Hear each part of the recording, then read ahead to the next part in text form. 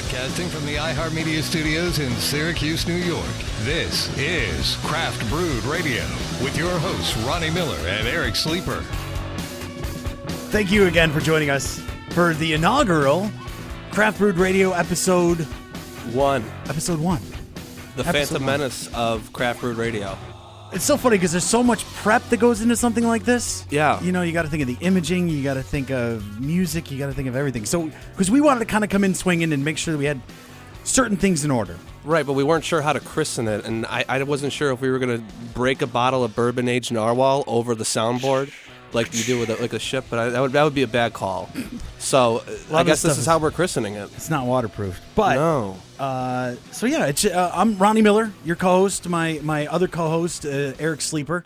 Say hello. You know, how you doing? We're doing great, man. This is an adventure that Ronnie Miller and I have been working on, talking about seemingly forever. So I am glad to get this going with you, man. Well, I work with Eric, and he always comes into my office, and he's like, "Dude, you know, I didn't know you're in craft beer." I'm like, "Yeah, I like beer. I like beer a lot."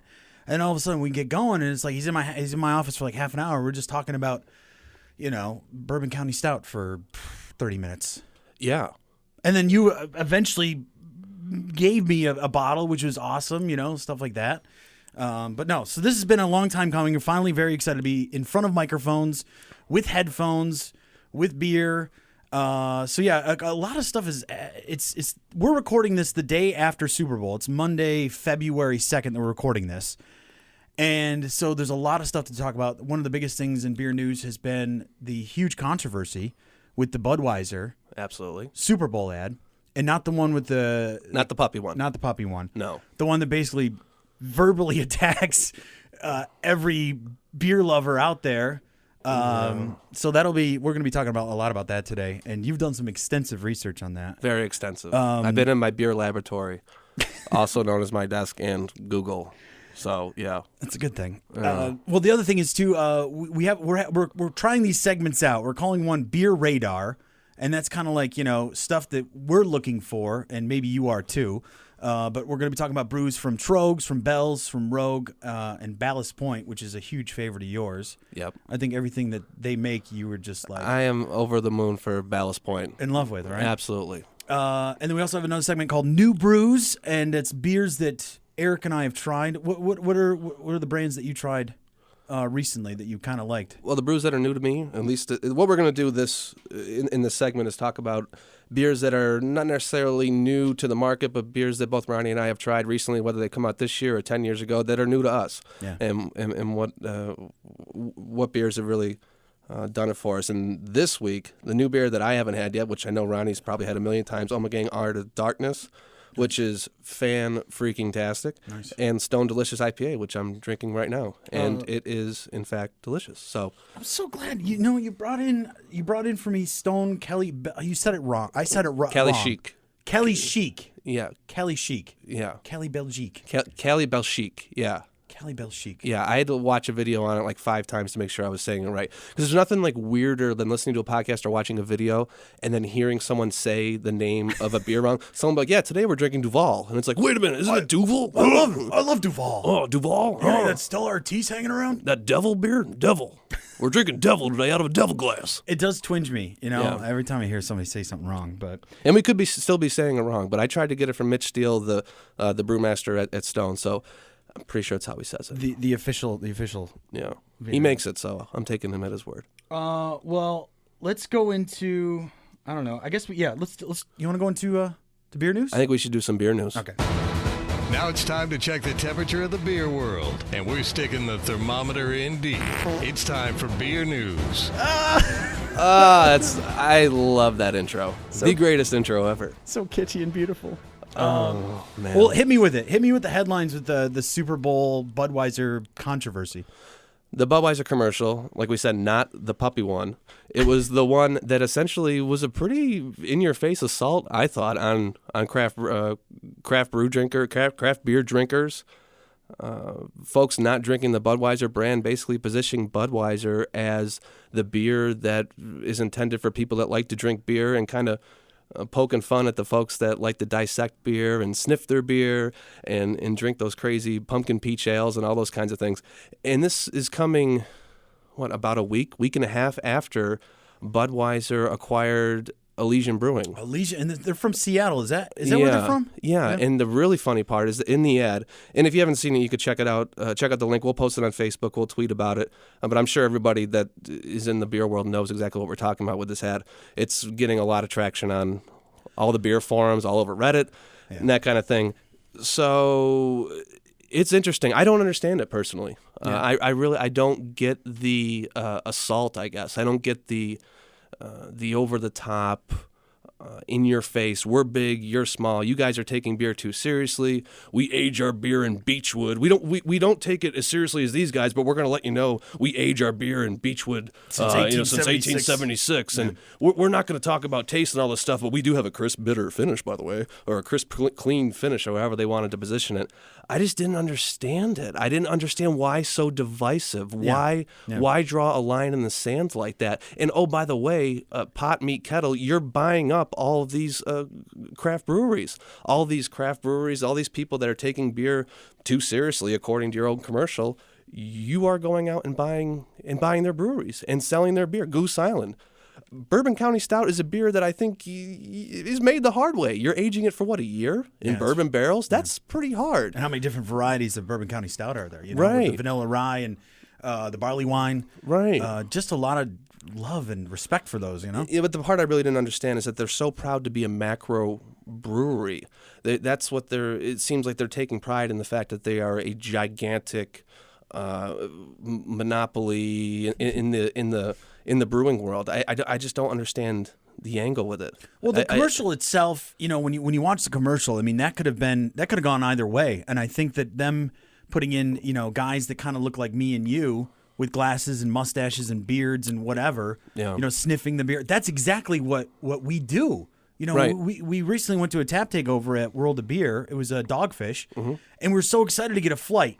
It's give me those 4 beers, and it's like, I want Palo Santo Marron, I want 120, I want Raison Dextra and all that stuff. Yeah. Give me all the stuff that's run through the dueling Randalls, and it's like, look at the colors, and it is kind of like an art form in an interesting way. This is a hobby. This is like much more than just going out Friday night with the boys. But in a weird way, it's almost like Budweiser is saying, just ignore the flavor. Don't worry about the flavor. Like, just don't worry about it. Just go out, have a good time, stop overthinking it, just enjoy the Budweiser, and don't worry about the actual flavor of it. But then they they just walk all over themselves. They're speaking in double speak. They're saying one thing and then saying another. It's like, wait, aren't these like directly contradictory to what you're saying? And the part that I just don't understand is I don't think that in general the craft beer community, the beer community, is the type of, or are the type of people that would go out and slam someone for drinking a Budweiser or a Coors Light or a Miller Lite. But Budweiser's going out of their way to kind of slam the people that aren't drinking their beer or are trying to explore different flavors and that kind of stuff. I think that it's overly divisive, and I think we've already seen the backlash in the beer community. People are kind of calling them out like, dude, what's your problem? Kind of like, you mad, bro? That whole type of thing. Firestone Walker actually had a pretty funny tweet about this. And they tweeted out, "We've been brewing craft beer since 1996. You mad, bro?" Kind of pointing fun at the fact that they have only been around for 20-something years or whatever, almost 19 years. And they tweeted out a picture of a guy sniffing beer, saying, "Go ahead, fuss over it and dissect it. Our beer is brewed the hard way."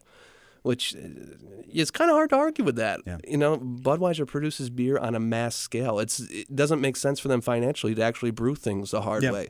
That's why they're buying up a lot of these breweries that do it the hard way, so they can kind of expand their capacity and try to do it more the Budweiser way. Yeah. So you have to admit, though, one really good positive thing about InBev buying all these, craft breweries is that the distribution lines start getting more wide open. Like when Bourbon County Stout got released on Black Friday, at least when you go to your beer stores, you pretty much found it. Right.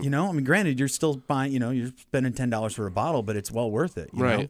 And I totally see the sides of both sides of the argument on is Budweiser buying all these breweries a good or bad thing. Yeah. And I got to look at the Goose Island example and say, well, they didn't screw up Honker's Ale. They didn't screw up any of the Goose Island stuff. And I had the Bourbon County Stout this year. I was able to get a 4-pack of it, and it was unbelievable. And Ronnie, you and I have had the Bourbon County Stout together, and it was unbelievable. It's like, yep, they didn't screw this one up. So on the good side, they're not screwing with the quality, and they are increasing their access to not only market distribution, but their access to ingredients. I'm sure that comes along with the territory when you go and you buy a brewery like that. So, but at the same time, there's the other side of the coin where you're looking at, okay, do we really want all craft beer or all beer to be under one umbrella? Does by Budweiser adding all these smaller breweries, do we get to the point where, well, if you're not under the InBev or Anheuser-Busch whatever umbrella, do you get kicked off the shelves? Are we going to start seeing, more Goose Island and less Maine Beer Company? Sure. More Goose Island or more 10 Barrel Brewing and less of another Westbrook IPA. Name the brewery that's not huge, humongous like that. So again, it's a catch-22. But again, and this has been the argument that we've been having, or conversation we've been having for the last couple of weeks. And I like I said, I was straddling the fence. I have one side on one side and the other on the other. So I could see both sides. But with this Super Bowl ad, I just didn't understand how aggressive it was. I just totally didn't get it. Well, I think that their marketing department must have been a bunch of dudes in a room. And they were like, okay, hey, we got this great video, and we're going to go a positive. Usually when they do their ads, it's just like a heartwarming, Clydesdale thing. Right. I remember after 9/11, they did a lot of stuff. It was 10-year anniversary. They did, Clydesdale's bowing down to 9/11. And so there is like a lot of heartwarming thing. And yes, Budweiser is America. That's the deal. That you think Bud, you think America, that type of thing. They're always kind of going hand in hand. Right. But now I think that they must have shot all their footage. And like, hey, you know what? Let's shoot some hipster doofuses sniffing beer and just like blah, blah, blah. And, we can really go after these guys. And, it was just it wasn't even a low blow. It was just cheap. It was just like, this is really? Like, this is what you're doing? I felt like it was nitpicking, and it was low, and it was cheap, and it was unnecessary. Yeah. And a lot of people are reacting to it like, are they scared? What are they so worried about? Like, why is this a big deal for them? If they're one of the biggest companies in the world, they have crazy, huge market shares across the board. So why are they concerned with all this? So it seemed like an overreaction. And when we talk about branding, I mean, there's good branding and bad branding, and I guess this would fall under the bad, as the YouTube stats for the video. And it was just posted. It was just posted yesterday, and as of 3:46 today, and I'm sure it's higher now because it's a couple hours ago. But it was at 873,000 views, 377 likes. That's pretty good, right? Yeah. The dislikes though at 3,135. Holy crap! So, 10 times. Yeah, that's not a good look. Yeah. That's a really bad look. Well, here I have to admit, maybe they're thinking too, like finally craft brewers are speaking our name again because of this whole controversy, and like what happened with our local brewery Empire. They did a Empire Strikes Back, right? And there was that whole thing with Lucasfilms about whatever. So it's like, is bad publicity good publicity in this sense because us beer snobs are talking about Budweiser again for the first time in how many, I can't tell you the last time I've actually drank a Budweiser. It's probably been years. Unfortunately for me, it was a couple months ago. It was at our Christmas party or whatever was the free beer. But and this is the difference though. I'm not the type of person that I don't enjoy Budweiser. For a long time I was a Bud guy, and I just kind of endured drinking Bud because that's what I thought. That, like a lot of people, that was kind of my notion of beer. That's like, okay, well, I guess this is my beer. I guess I'm a Bud guy. I guess I'll drink this. Yeah. And that slowly changed. But I'm not the type of person that sees someone else drinking a Bud and saying, "Oh, that guy. Look at that guy. What a loser. He has no idea. He's never had Two Hearted Ale. He's never had, Maine Beer Company lunch. He's never had all these great wood." It's an effort. You make not even an effort. You just don't do that. You don't people drink what they want to drink. Yeah. And I think that's the difference between the craft beer community and the Budweiser's interpretation of the craft beer community. Yes. We're not at each other's throats. We're not criticizing for what we like and what we don't like. You and I have very different palates, I think, and you probably like things that maybe I'm not so high on and vice versa, but that's fine. It's all about drinking great beer. Who cares? Yeah. I'm not going to be overwhelmingly concerned if you if you say, well, that Stone Delicious IPA, that was I didn't really like that. That was 3 stars, and I think it's a 5-star fantastic beer. It's beer. Yeah. It's okay. It's fine. So again, very confusing, especially in light of this whole Elysian thing. And I got a statement from Dick Cantwell, one of the co-founders from Elysian. I thought this was interesting. He said, "I find it kind of incredible that Anheuser-Busch would be so tone-deaf as to pretty directly, even if unwillingly, call out one of the breweries they have recently acquired, even as that brewery is dealing with the anger of the beer community in reaction to the sale. It doesn't make our job any easier, and it certainly doesn't make me feel any better about a deal I didn't even want to happen." A little backtracking there. "It's made a difficult situation even more painful." Yeah. Dude, but at the same time, it's with this guy, it's like, well, dude, what? You kind of sold out to the man here. I mean, this is like, and now you're saying, well, I didn't even want to do it in the first place, and it's like, well, it makes you wonder did. How many people are behind him. I mean, when a guy comes over with a blank check and goes, "You'll be set for the rest of life." Oh, I totally get it. You know what I'm saying? That is such a tough decision. It's integrity is gone. You know? And it kind of shows that Budweiser completely doesn't get that element. I'm sure. I don't know the guy from Elysian, Dick Cantwell. I don't know him from anybody else, but I'm sure that selling your company, even if you are in a position where you're going to make a ton of money, a company that you pour your heart and soul into, I'm sure that it's not an easy decision to give that up. And then right after you do give that up, the company you sold it to basically says, "Yeah, the people that drink craft beer are losers." It's like, well, wait a minute. Like, dude, what? I just sold you my company, and you said you're going to do all these great. So it doesn't. Again, just very, very confusing. But in the end, I think the outlook going forward could be a positive thing, because this is already been there's been huge backlash from this. I don't know if there's any backlash from the Joe Sixpack regular, Big Three drinker, but definitely in the craft beer community, it's a huge turnoff. And I don't know why. I think the craft beer community, to kind of wrap this up a little bit here, the craft beer community is all about people that like beer, and you would think the largest beer company in the world would have that same view, and they don't. Yeah. So, very interesting. But how angry did it make you? I mean, as soon as you saw that, I think I texted it to you. I'm like, dude, did you see this? Because after watching the Super Bowl, I got 2 kids, they're running around. We left after halftime at the party we were at. And I get home and I go on Reddit. It was either beer, porn, or beer. What are the subreddits? And it was just blowing up. I mean, it was the top 5 or 6 things, and they all had, 500-600 comments apiece. Yeah. And immediately, it was just like, oh, come on. I wanted to go to the grocery store and take every Budweiser thing I could and turn it upside down. Or something like, just do something like what did Gandhi do where he does the peaceful resistance or something? Yeah. I sat there watching it with that confused kind of stink face on, and my wife was sitting there kind of giggling because she knew that I was getting agitated by the more the ad kept going. I'm like, are you being? Don't you what, dare! What? What? Do that. Shut up, Budweiser. It was kind of like that. And then afterwards, I'm like, are they serious? And so I knew it was going to be a big topic of discussion, the next day. But yeah, first seeing it though, I'm like, oh, it was kind of I just wanted to look away, but you couldn't. It was hard to watch. Yeah. But okay, well, we got Beer Radar. Oh yeah. Listen to this. Beer Radar. Yeah, Turn the Beer Radar on. Oh. Beer Radar. Oh, we found one. You found one. I did find one. I didn't know if you heard that I did that. So I just wanted you to be impressed with my skills. Yeah. I didn't turn my ringer off, by the way. Probably should have done that. Yeah. Wife's already texting me. Where the heck are you? The driveway's filled with snow. But Beer Radar for me, and this is stuff that we've been looking for. It could be months, years, whatever.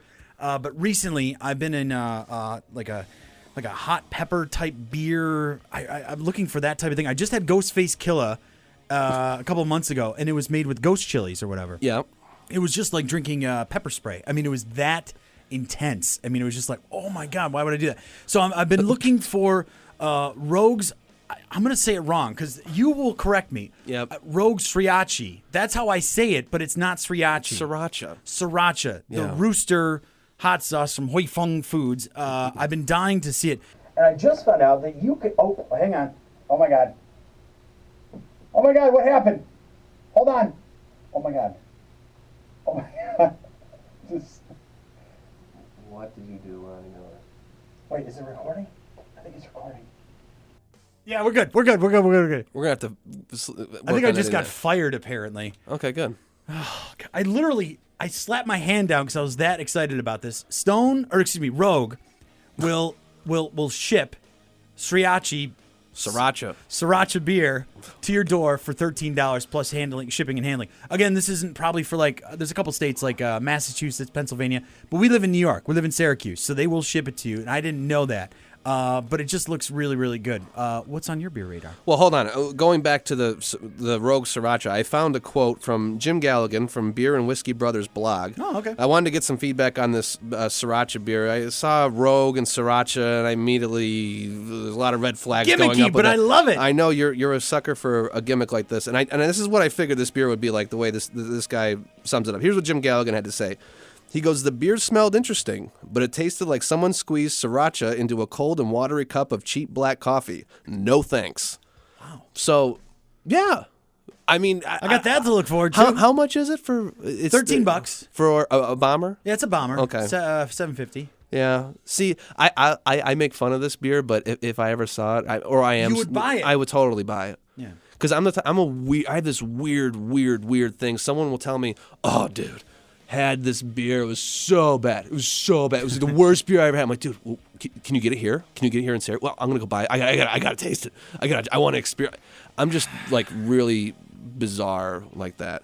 But anyways, on my beer radar, of course, Troegs Nugget Nectar. It's already been released. It hasn't made its way up our way yet. No. But it should be here literally within a matter of 24 hours. Oh, that's good. Hopefully. But now, there's limited releases of, there's a difference between bottles and cans, correct? The Troegs is getting into the cannery. Yeah, they're releasing the pounder cans. Nice. I don't know if we're getting them here, though. So, and maybe this is a conversation for another day. This is a whole issue with distributors and the whole 3-tiered. We get some things in Syracuse here where other places don't. Yeah. It's an uneven. The way that they go about distributing beers here is really, really just kind of weird. The stuff that one bottle shop gets versus what the grocery store gets is just really, really, really bizarre. Like I've had instances where Hopslam will come out, which is another beer on my beer radar. There'll be a pallet of it at the supermarket, but the local bottle shop will say, "Well, my rep told me we couldn't get it," and it's like, we literally got a bottle to try. Yeah, and they have to sell it in singles. I've seen it happen. Yeah. But and so that kind of leads into the whole Bell's Hopslam. That's obviously one of the big releases of the springtime. Big, huge, double, triple IPA, whatever you want to call it. See, I've never had Hopslam, ever. Oh, my God. You've had it. I've had it, yeah. And I thought it was good. I thought it was really good. But for a beer called Hopslam, and the way that the double IPA, I feel like, has just come along in the last 2 or 3 years. I think maybe 5 or 6 years ago, it was a breakthrough, revolutionary beer. And it still is in a lot of ways. But now there's just so much more competition out there. There's so many. I mean, I'm thinking of like the Ballast Point Dorado that we had a couple weeks ago. Just an unbelievable, great double IPA. And there's a couple other double IPAs that are out there that are similar in nature in terms of taste and quality and all those types of things. But still, nonetheless, Hopslam's the type of beer when it's out, you gotta go get it. You gotta go get it. Yeah. You gotta go get it. Well, my other one is. You and your spicy beers. Another hot beer. So yeah. So Ballast Point and Sculpin is just a fantastic beer by itself. But then I was at a bottle shop, Party Source on Erie Boulevard, picked up a 6-pack of grapefruit Sculpin. Yep. Loved it. Then all over Reddit and Beer Advocate, I'm seeing Habanero Sculpin. Yeah. Want to try Habanero Sculpin. Big fan of spice. I'm a huge, I love spicy food. I mean, I'm a Tabasco... Yeah, Sriracha. There you go, Ronnie. Sriracha fan, over everything. So I think that this Habanero Sculpin, I just want to try it. Oh, it's got to be good. It's been on my radar really for the last 2 or 3 years, and you and I have talked about before. I came into Ronnie's office one day, and he goes, dude, Habanero Sculpin sighting in Wegmans in Buffalo. And I'm like, it's making its way. I'm like, it's coming. Then we found out it's not coming, and whatever. So it's kind of one of those things of, God, if I ever see it, I want to try it. But yeah, I like that. I've had a limited selection of spicy beers or beers brewed with peppers and that kind of thing. And I've had things like Stone Chocovesa, which is an unbelievable beer that had a little bit of spice to it. And I think of the Stone Smoked Porter with chipotle peppers I've had. I've had a small it's kind of a niche No, category. yeah. I mean, there's not a lot of like super spicy beers out there. But the Habanero Sculpin, from what I've heard and what I've watched and what I've read, it sounds like something that actually gives you a little bit of a burn. Like not like a little bit of chipotle. No, this thing supposedly Burns your tongue off. Yeah, burns you a little bit. And it's not the hop oil. No. That's very, very exciting. What's your second one? Oh wait, you did both. We did all of them, man. God, I'm sorry. We flew through that. Well, I'm very, very proud of you. Okay, so this is another segment we're gonna call New Brews. What beers are new to you? Let's do new brews. I love that guy. Let's do New What Brews. beers are new to you? Let's do new brews. See, I Yes, just the love it. Perfect. Yeah. So that leads us right into this. And what I talked about earlier when we kind of teased this, the Ommegang Art of Darkness, and this is something that's been around for a while. It's and really, you picked this up in a mix pack, is that correct? Like they do the yeah. cool pack. well, this is this is how much of a sucker for glassware I am. the same way. Basically, if I see anything in a mix pack, I don't care what it is that comes with glassware, I buy it. Unless it's like the Bud Light Clamato gift box set. It comes with salt. Yeah. But that's like the only thing I wouldn't buy. But no, I see glassware and I have to buy it. And it was a pretty good deal, I thought. It was a pretty good deal. It came with Ommegang 3 Philosophers, Henny Pin, there's Saison, all big bottles, and the Art of Darkness. So 3 big bottles, 750 ml bottles, and a Ommegang Chalice type thing? Yeah, more like a tulip kind of. Yeah, tulip glass, I guess you can call it. I don't know what the right name is. But it's a nice glass, and there are 3 great beers, and it was $24. Yeah, where are you going? Yeah, and so Art of Darkness, I bought a bottle for my friend the other day, and it was like $14 just for that one bottle. So anyways, it was a great deal. So if you see it and you like glassware like me, you get 3 pretty damn good beers, and I'm an Ommegang, relatively new to Ommegang in general. Very glad. But yeah, so anyways, Ommegang Art of Darkness, dude. Oh my God. You love it, don't you? Absolutely just unbelievable, dark and bready, and it's rich. It's like carbonated like champagne. And this is, I got to give a little bit of a backstory here. I was the type of guy that put myself in the box that said, I don't like Belgians, man. I'm just more of an IPA stout porter. Belgians, it's like Blue Moon. They're all kind of not really my thing. And then I tried St. Bernardus App 12 and was like, oh, okay. Yeah, that's what it's supposed to taste like. Okay, yeah. so Yeah. I the whole thing, okay, I was being dumb. So it's kind of a rule of thumb. Don't put yourself in a box when it comes to those type of styles. If you have 1 or 2 of a certain style that you're not so sure about, you didn't really like, it doesn't mean the rest of them are bad. So anyways, it's Ommegang Art of Darkness. I'll just read a little description here. I'm like plugging them for some reason. Art of Darkness is a deep, dark, magical with champagne-like carbonation with rich maltiness from a complex recipe of multiple barley and wheat malts as well as flaked oats. Using no spices or flavorings, Art of Darkness gains all its rich aromas, tastes, and apparent spiciness from malts and Ommegang's proprietary house yeast. So, yeah, and the fact that they say that they don't use any spice, not like it's an overly spicy beer, but you do get some hints of like a nice spice, like tiny, not heat, but just a little bit of a spice kick in there with those dark, bready, kind of biscuity, amazing Belgian flavors that it's just unbelievable. See, beer. and we're only 2 hours away from Cooperstown, New York, where Ommegang is, and you've never been to Ommegang. I haven't, man. It was up until relatively recently, like within the last 2 or 3 months, that I expanded my horizons to Belgian beer.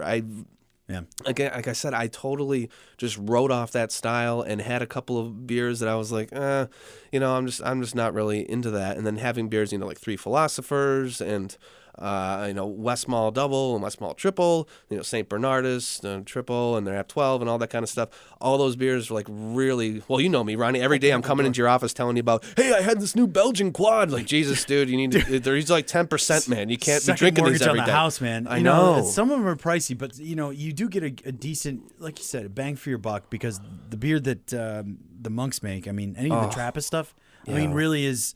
I don't think I've had a bad Trappist beer. Orville is kind of on the lower end, but that's what I thought too. The Rockford 8, 12, or 8 and 10. Sorry, it's just unbelievable.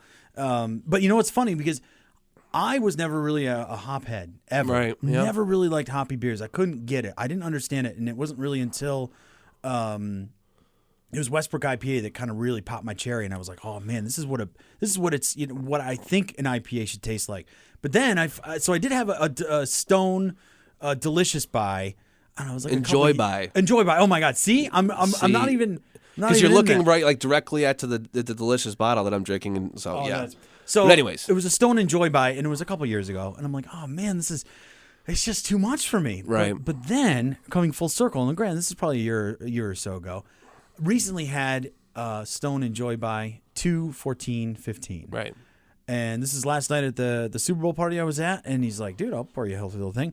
It was like a fresh cut Christmas tree, just piney, citrusy, and it's the hop. You could just taste the hop oils, your whole mouth. The mouthfeel was just incredible, like silky smooth, and like it was just a refreshing, beautiful, beautiful beer. Yeah, it's great, and I feel like the last 2 or 3 Enjoy buys that they put out have been super dialed in, just mega dank hops, just ridiculously hoppy.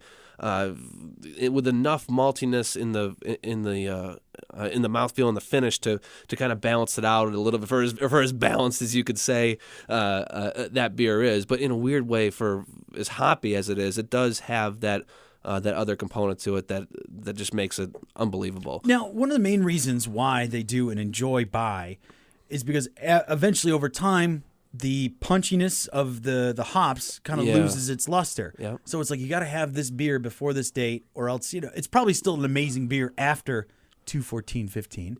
Yeah. Meaning February 14th, Yeah. 2015.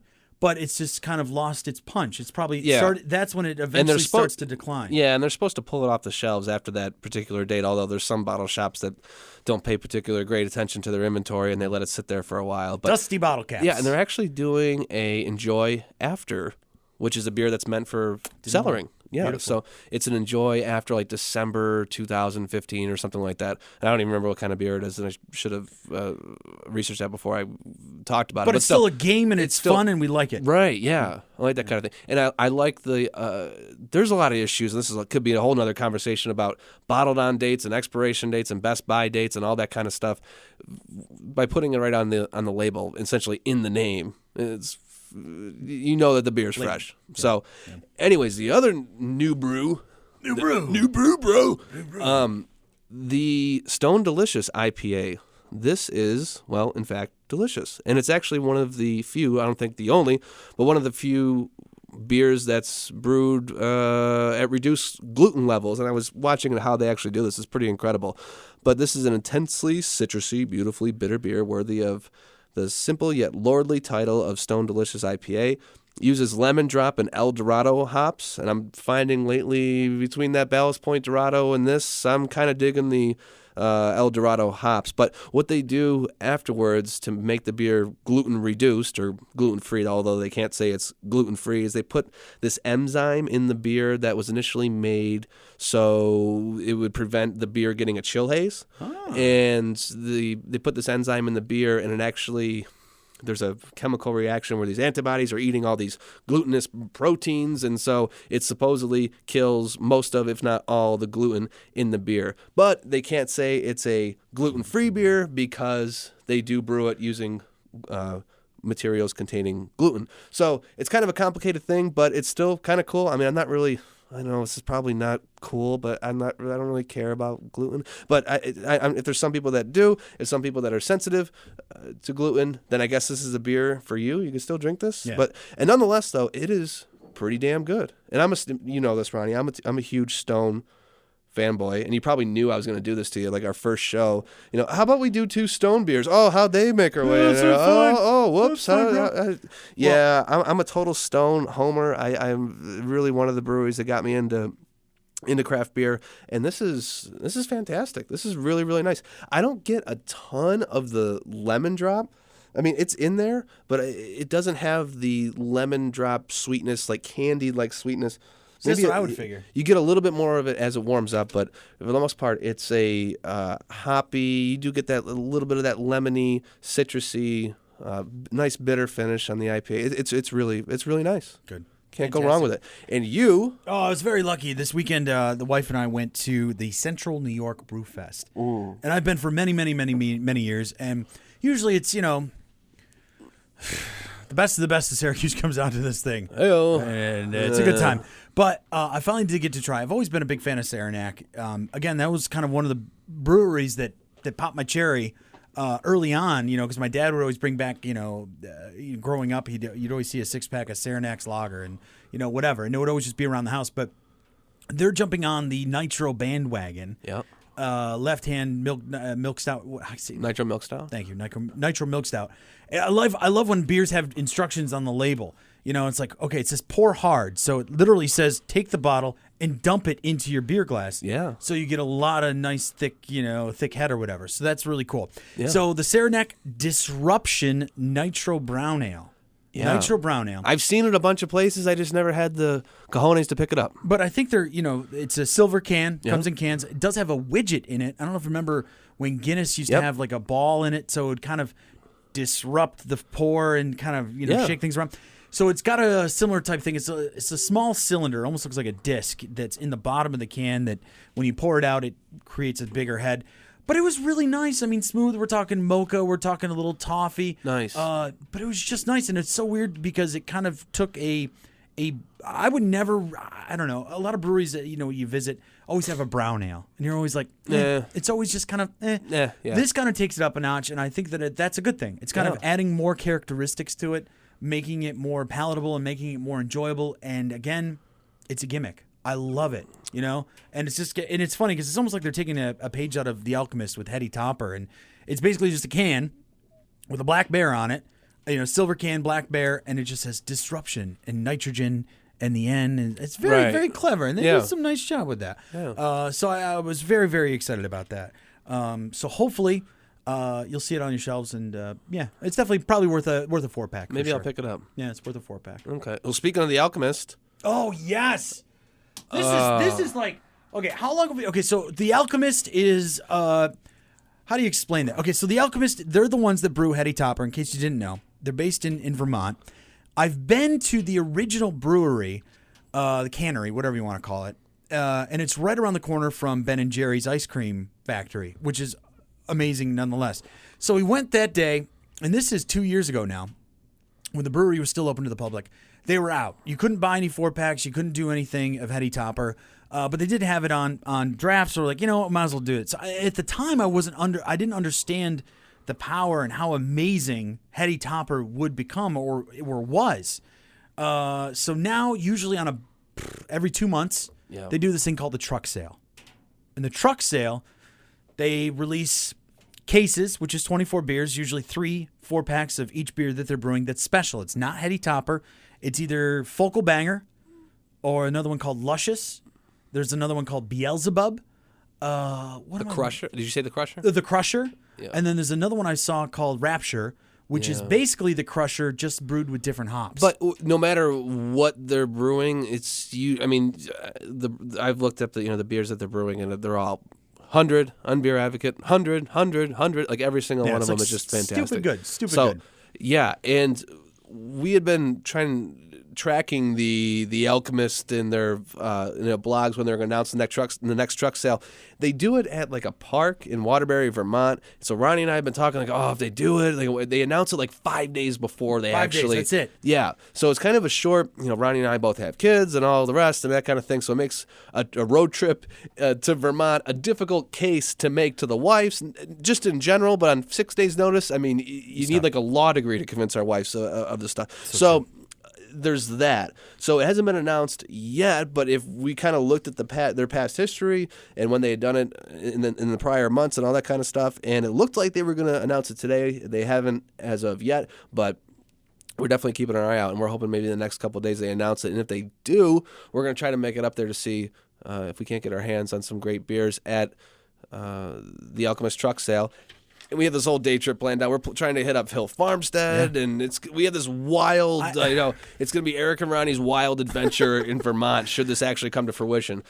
I love the idea. The thing is, trying to explain to your wife, you're like, listen, Oh, it's so hard. Like, hey, okay, so the Alchemist, they brew Heady Topper. They're like, oh yeah, okay, but they're making special beer, like really super special. Like only 500 cases are like in the entire we gotta go. Yeah, well, how far away is Vermont? I'm like, I don't know. It's probably 5.5 hours, 6 hours, 5.5. 5, yeah. Okay, 5 yeah. from Syracuse. Yeah. And then it's like, okay, well, how much is gas money? I'm like, well, gas is down right now. That's good. So maybe it's like $40 a piece. Okay, well, a case is usually $75 to $80. But you have to get there early. Sometimes the truck sales start at 1, sometimes they start at 3, sometimes they start at 11. So there's a variance of time there that you have to kind of figure out. Yeah. And then how early do you show up? And the one that they did in December, where they did Luscious and Crusher or Focal Banger, I can't remember what, whatever. So it was like almost like a party atmosphere. I mean, like, again, the goodness of the beer community got together. And basically, it's just like a party. It's a ton of people standing in line, and like they brought out a keg of Sierra Nevada Celebration, and people are just like drinking for free. There's dogs. There was a guy wearing shorts. There was a dog wearing shoes. It looked cool. But it looked about as fun as standing in a line could actually be. Ever. Yeah. So, but yeah, man, telling my wife about this road trip to Vermont is like, her response was something along the lines of, why don't you drink that Dogfish 90, whatever it is? I'm like, oh, it's good. I could do that. She's like, well, why don't you just go to the store and get that? Well, here's the thing. The Alchemist, like, you can't get that at the store. Oh, where do you have to go? Yeah, I got to go to Vermont. Like, well, why don't you go in a couple months? Well, see, they don't really sell it. Like, I can't go to a store, like, and really buy it necessarily. I got to wait for this truck sale, and they only announced the truck sale like 5 days before. Okay. It's if you could help me out a little bit, Alchemist, with all this. I mean, you're not making it easy on the guys that have to really play the game of diplomacy with the wife. So it's the more time, the more notice, the better. And God forbid if one day you want to get distribution up to Syracuse, that would be just fine by me. But until then, we'll try hitting up the truck sale. I'll be your mule, man. I'm kind of hoping. Again, it was funny. You need a mule soundbite. Like, I know. I have this thing. That's an elephant. Doesn't do anything. I'll be your elephant. Yeah. That's awful. I love it. Wait, I got this guy. Hold on. Let me do this. Check out what the guys are sipping on this week. Follow them on Twitter @Brewed Radio and on Facebook at facebook.com/craftbrewed-radio. Now, we are very, very in tune with the social community and whatever. I mean, we're constantly on our phones, constantly retweeting, constantly trying to follow anything. If you have any questions, please reach out to us. Again, on Twitter, @Brewed Radio. And, of course, Facebook, just search Craft Brewed Radio. That's it. Yeah, I think the first show, we're clocking. See, I started the thing early, so we're at 45 minutes, but I think this is probably going to be really maybe like 40, because I started it early. And this will be on YouTube, too, and stuff like that. So it'll be interesting. We'll be everywhere, man. Just put it everywhere. Who cares? Well, the first show is officially in the bank. No one died. It was great. Nobody died. Had some good beer. Thank you for bringing the beer. I got to bring the beer next week, and this is going to be pretty much a weekly podcast. Yeah. So hopefully every week we'll have something new to talk about, and hopefully. And if times get tough, we could drink some Colt 45. I know. I want to do it. He sent me a picture of Colt 45 last night, and I had a Natty Daddy, and they don't sell those just anywhere. We're talking the gut that they sell Natty Daddies. And it was $1.49 for a huge can of beer. Can't beat it. No. Well, you probably could, but that's neither here nor there. Yeah. Well, cheers, Eric. Cheers, sir. Cheers. Here, let me do that. Yeah. Hey-o. Have a great week. We'll see you next week. You're listening to Craft Brewed Radio, an iHeart radio station.